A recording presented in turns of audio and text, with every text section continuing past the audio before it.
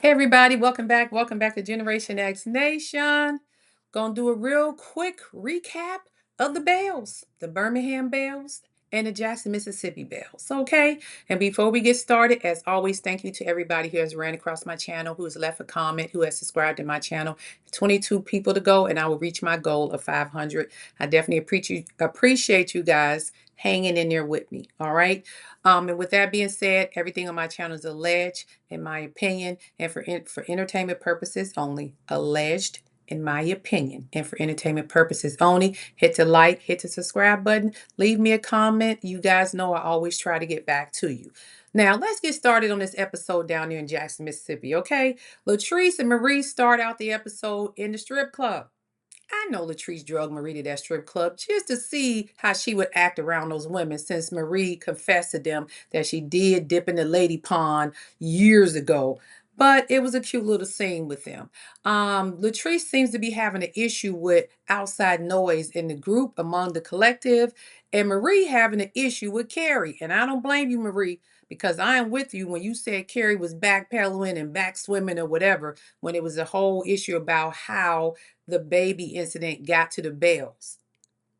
We all know Carrie brought it, and Carrie just sat there and tried to clean up that mess, and we watched her fumble through her words last episode. So they want to address that with the ladies, and they will be coordinating a meeting with everybody to get that issue resolved.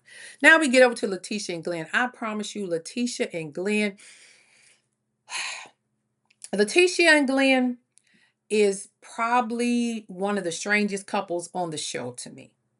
Because the thing what I did not understand when they were sitting there, Letitia is telling Glenn, trying to figure out her finances, because she sat down with this financial advisor, and come to find out she don't know where no money at. She trying to gain her financial independence, and she's giving the lady her bank accounts and all this stuff. And at the end of the day, Glenn controls all the money. I found that strange, because I'm like, you know what? How is Glenn controlling all the money? Don't you get paid to be on Bell Collective? So you put your check in one bank account with you and Glenn, and he controls it? Because I figure if you make the money off of Bell Collective, that should be money that you should have some control over. So Glenn has the money. Glenn has the health insurance policies, the life insurance policies, the 401k. And I'm like, but you the Bell bondsman, like, where is that money going to that you're getting from the Bell's bondsman job? Where's the money you're getting from the ladies' brunch thing? It's just not adding up to me. So you teach women empowerment brunches, and you bring them in there and tell them how to empower themselves, and you're not even financially empowered yourself, Letitia. You don't you talking about being boss women and this and that, and you don't even control your boss women control their money. I'm sorry. I'm gonna get off Letitia, because I just find this very, very odd to me. Now, she wanted him to sign a post-nuptial agreement. And of course, Glenn is all in ups and arms about that, because he said, what does this mean? So now she's saying, I don't want you to have access to the money that I'm making without you. So let's be clear.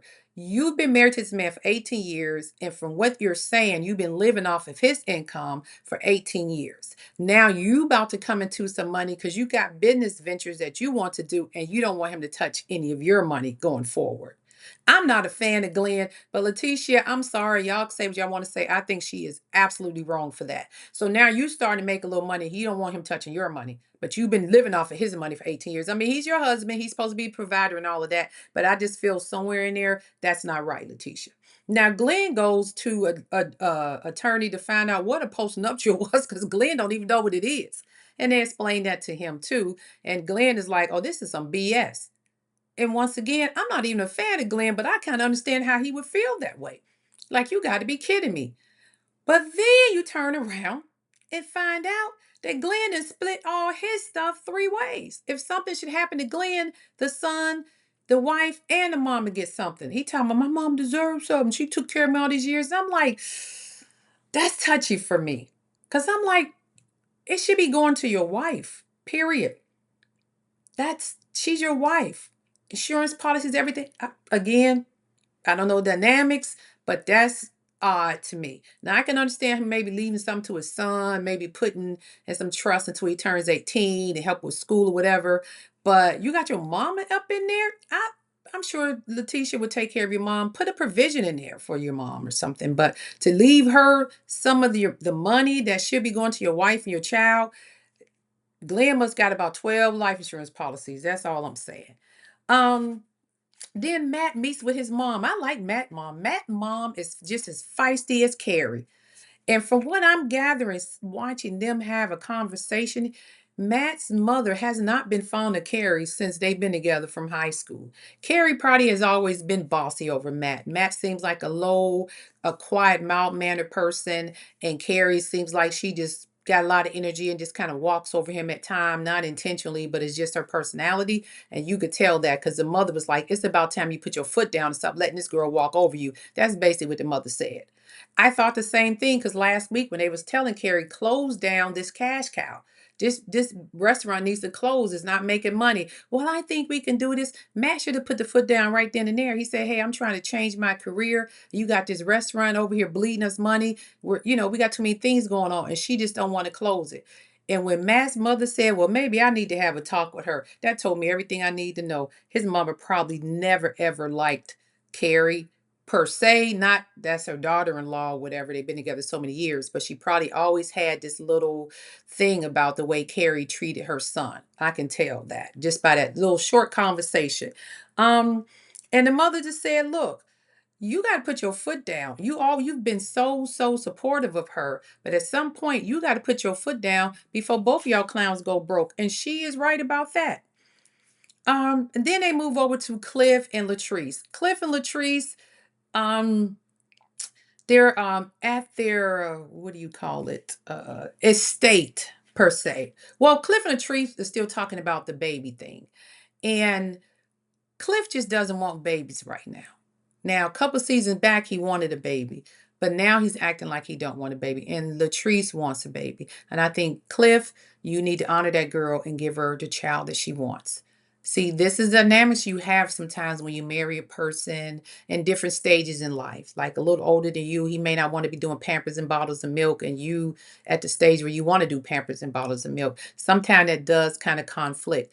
Cliff, all of a sudden, he talking about, "I may just go get a vasectomy." Cliff, don't do that to that girl. Give that girl the child that she wants. Okay. You may be 75 in a wheelchair when the child graduates high school, but let her have the child she wants, because for her, that's something that belongs to her that nobody can ever take. She done lost brothers, I guess her dad and different people in her family, and she feel like she's losing people a lot. And she feels like this child is the thing, a person or something that will never leave me and will love me unconditionally. And I completely understand, especially as a woman and a mother.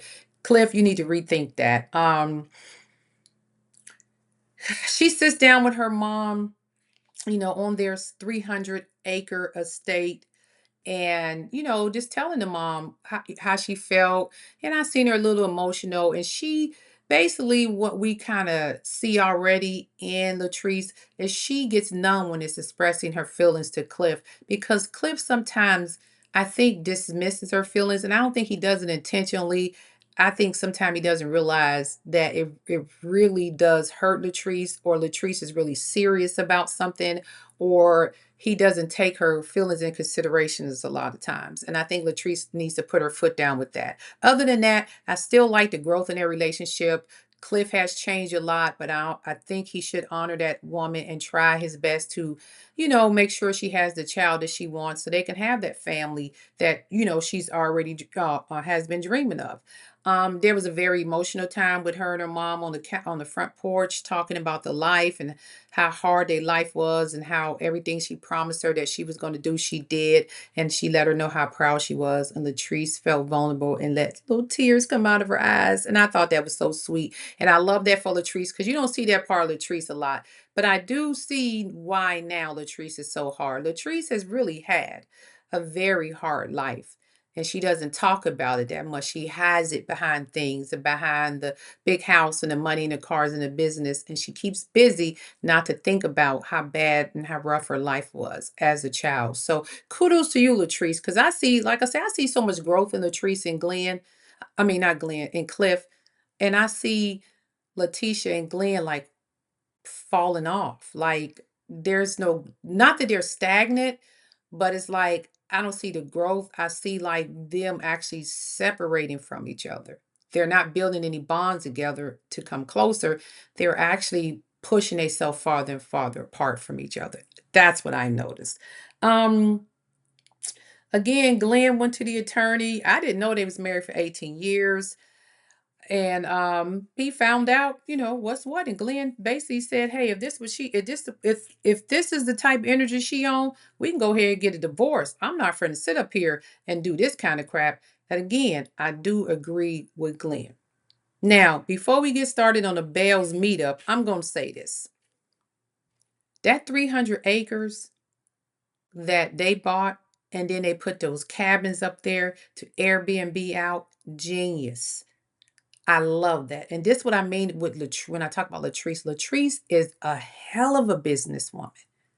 She got, her hair brand thing going on. She got the restaurant going on. She got 300 acres of land. I mean, this is what, when we say we want to watch these shows and see the dynamics of the relationship, but also see the business model come to fruition, this is what we're talking about, Huntsville.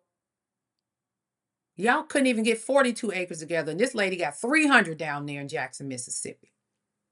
That's all I'm saying. Y'all might want to call Latrice and get some lessons from her, okay?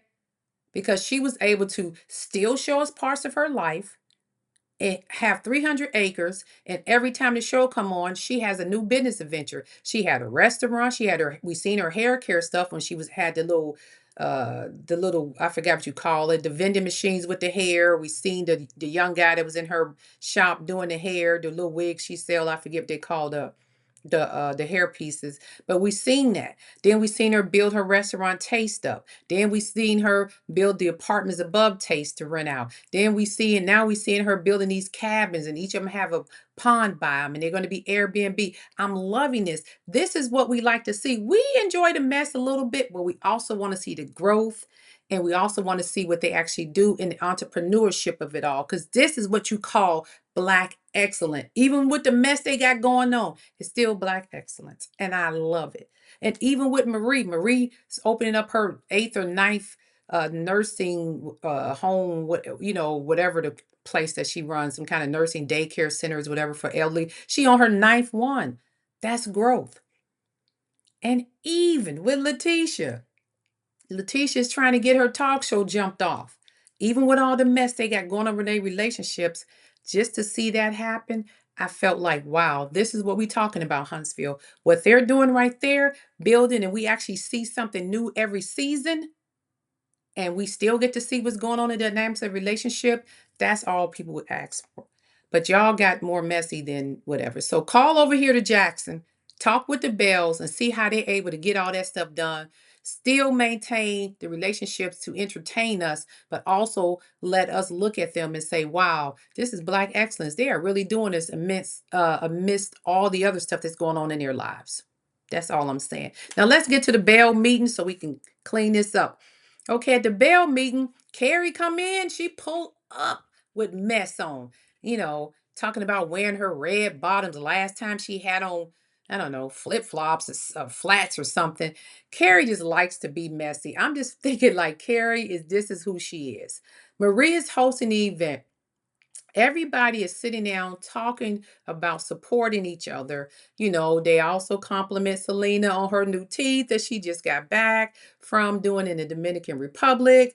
And everybody's having a good conversation, a good time. They're closing up some gaps in the relationship. They're speaking their mind. Now, Tambra finally clocks in. Tambra's usually back, chilled, relaxed. Latrice didn't show up because I guess Latrice said, I ain't trying to hear this bull crap. The problem I had with the whole situation was Marie invited Shantae, who was really the woman of the hour, who they were really talking about, and she didn't tell the lady Shantae was coming until Shantae showed up. Now Tamara done sat here and told y'all she had a problem with Shantae. And she said, hey, Letitia, that's supposed to be your friend. She told us that you was asking for money to buy an outfit for the reunion show. Tamara just went all in. I guess she broke the fifth wall or whatever. I don't know. And then, everybody talking, they said, okay, we're going to get it together. No more outside noise. Um, We're going to be able to support each other, and we won't let nobody come in between the bells. This is a sisterhood. But then Marie says, well, I just wanted y'all to know I invited Shantae. That was the, she's not a Belle, Marie. And as much as I love Marie and I love what she's doing in her business, I think Marie brought Shantae because Marie needs some kind of storyline because she no longer has Cedric. And she ain't really got much going on. And she don't want people to see who she dating. So let me create a little mess and bring Shantae in here. And as soon as Shantae came in, Tamara was like, I'm out of here. I'm not dealing with this girl. And y'all trying to force Shantae down her throat. She's not a Belle. So she don't have to sit there and take anything Shantae dishing out. So I understand what Tamara was saying. So Tamara got up and said, no hit, no take. I'm out of here. And where are you going? And then, of course, her and Shantae started going back and forth with each other. And I was with Tamara the whole time. Tamara clocked in. Tamara was like, look, I ain't got time for this BS. And I said, you know what? This is the first time I ever seen Tamara lose her cool and snap off on anybody. She didn't get upset when Marie them in the first two seasons investigated her boyfriend, as she wasn't upset with them as she was that day with Shantae and what Marie did. Maria, you wrong for that, and you're gonna have to answer for that one because there was no reason for you to even have Shantae there. Everybody knows Shantae coming in there hard, like she just want to be a Belle. Baby, if you want to be a Belle, you coming in the wrong way. And you will never be part of that collective with that attitude. She walks up in there like she owned the place. Y'all got to stop giving y'all friends air times like that because they're taken away from you. And eventually, people ain't going to like you because you keep bringing that person around. That's all I'm saying. And with that being said, that is Belle Collector Jackson. Kudos to Tamara for finally clocking in, letting us see the real Tamara. Because what's the name said, oh, that's I don't know. She said that's West Side Tamara or something. So I'm like, oh, Tamara always had it in her, but I understand who she is, and she's making sure that her image and is protected. So she don't want to she don't want to pop off too much on that show. But this time, I said, you know what, y'all to push Tamara to the end. To the brinks, because she was about to knock the crap out of Shantae. And for everybody who thinks Shantae should be a permanent person or a friend of the show, no, it's just not working, Shantae. You came in too hard. When you want to be a friend of shows like this, you got to ease your way in. You came in there like you've been on the show for 20 years and we all knew you. And then you come in there coming at everybody and clocking people. Letitia, bad move. Y'all take Shantae back where y'all found her at. We don't need to see her on our streams anymore. All right. Next, we're going to get into this Belle Collective and we're going to call it a day. Okay, we're going to talk about these Belles down there in Birmingham. This one started off with just Kayla, Amber, and Stormy still sitting on the couch trying to figure out what they have against each other. And I think they both found out that they really didn't have anything against each other. I guess it was a miscommunication of you speaking and not speaking. And they seemed to end that conversation on a good note.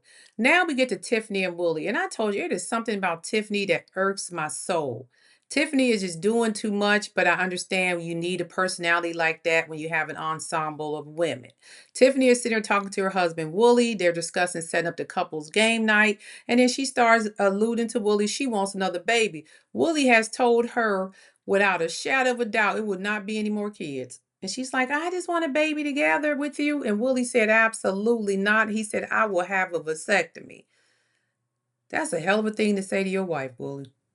Not so much. He said, I just can't stand raising another kid or child, whatever. I understand that. You don't want a fourth child. But to tell her I will go have a vasectomy before I have another baby by you is that cut deep.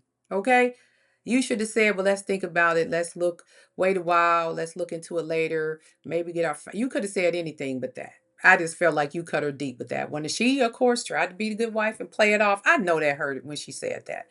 Um, then they went over to I want to say Fumi's house. She had a little mixer with the ladies. They all tried on the African attire. She gave us some traditional Nigerian food. And she did the little caviar thing with them. And Stormy, you could see her face. She did not like that caviar. It was, a lot of them didn't like it, but I guess it's just a little thing that they do. The African outfits looked absolutely amazing, and I did love the one Stormy had on, and I was surprised to see her wear it to game night, but she did look good. Now, the one girl, I think that's Kayla, who says she teaches people how to walk and model and act. I didn't think her walk was the best. She said, "Well, I'm gonna have to walk good when I come out here since this is what I do for a living." Her walk wasn't the best. That lady, Sinquetta something, she did an excellent job, and it was one of the girl, I forget her name, but they all walked better than Kayla. So I'm confused with how Kayla is. Well, I guess that's her business. I'm gonna leave that one alone. Okay.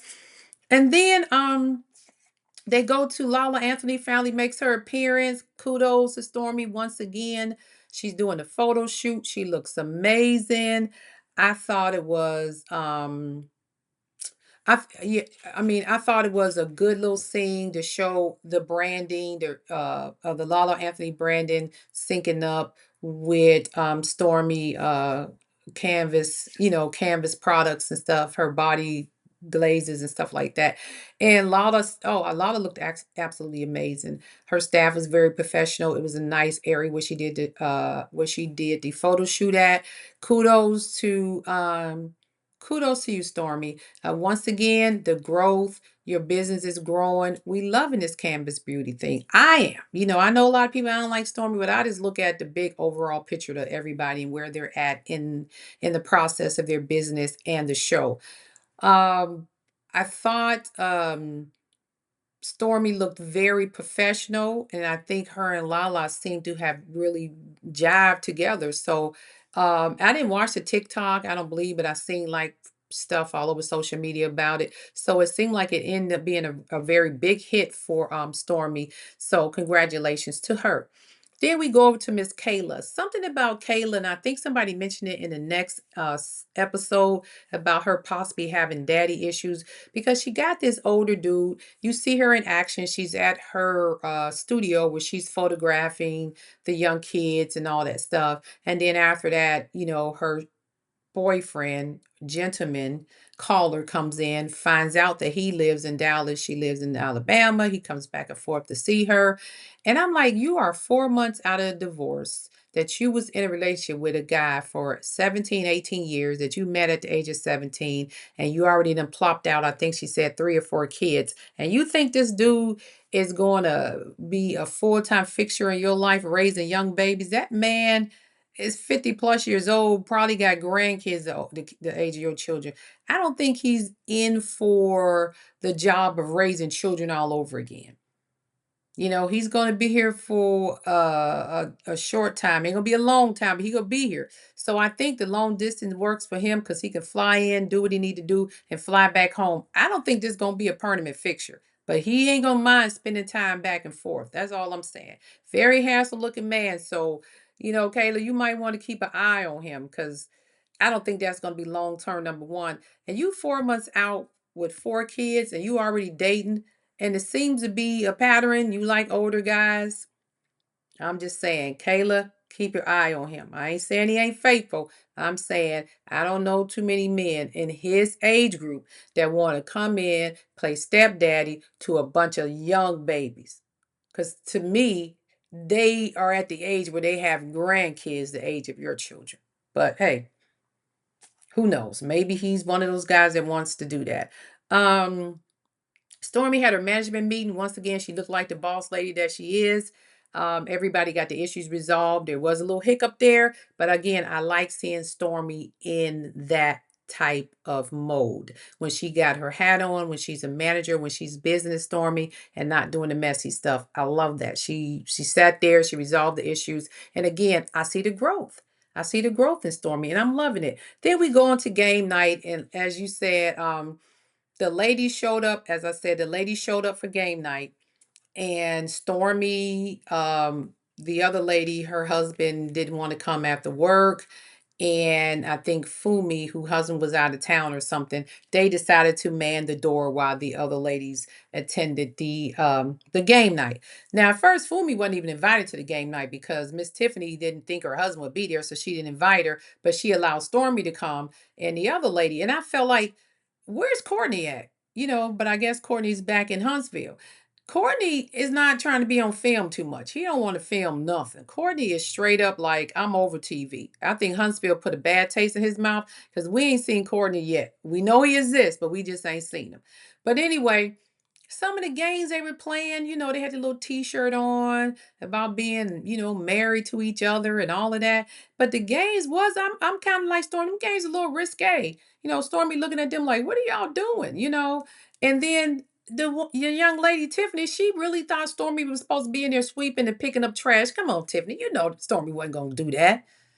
I mean, y'all could have done it as a collective, but you want to go to pick up trash and girl, please.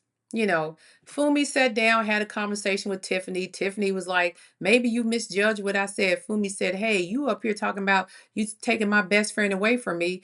And she said, I didn't say that. Well, if I did say it, if I didn't mean it like that, I might have said it. I don't know. Tiffany just gives me she's going to be the problem child. She's going to be the problem child.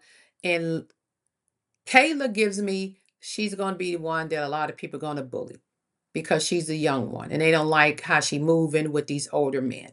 That's what I got out of that. So it wasn't much to see on the episode, other than Stormy's getting ready for her big 48-hour TikTok live, introducing Lala and her brand deal with Stormy, and then of course the young ladies doing the game night and everything else. So I thought it was kind of cute. Um, and I also felt like, Tiffany, like she didn't vibe with Stormy's little dog. I like Trey. At first I was like, why she already got that dog around? But I'm getting to like Trey. And Tiffany is like, oh, it's a dog. And I don't know if she's allergic. I think she said she's allergic or she just don't like dogs. But she seems to have that issue. And I think that's going to bother Stormy. It's going to get under Stormy's skin eventually. That's going to get under Stormy's skin. Kayla, eventually they're going to continue to harass her about being 4 months out of a divorce and dating an old guy, an older dude again, instead of finding somebody her age because she got 4 kids. And I think Tiffany's attitude is going to start wearing on everybody. And I think Fumi is probably going to get fed up with her at some point too. So you could see a lot of stuff brewing there. I'm just waiting to see when it all is going to explode. But at least they're showing their business and what they do. I haven't seen what Tiffany did, but it seemed like everybody else I kind of seen some of their business. So kudos to them. And that's all I really got for the Birmingham girls. It wasn't a very the episode wasn't filled with a lot, but it was entertaining just to say. But again, it's a new show, so it's going to be a little build up, but I did like it. Now I'm finna go over and watch the dang on Huntsville people because I heard Letitia Scott was over there acting a plum fool, and I want to see what she did.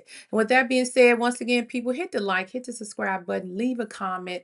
22 more people need to watch my video for it to be, 22 more people need to subscribe to my channel so I can get to that 500 mark. And I appreciate you, 22 people. If you run by, just click subscribe and keep on going. You ain't even got to watch all the video, okay? And with that, you guys go have a great rest of your evening. Hit the like, leave a comment, let me know what you think. And you guys go on and have a great rest of your day. This is Gen X Nation. Peace, and I'm out.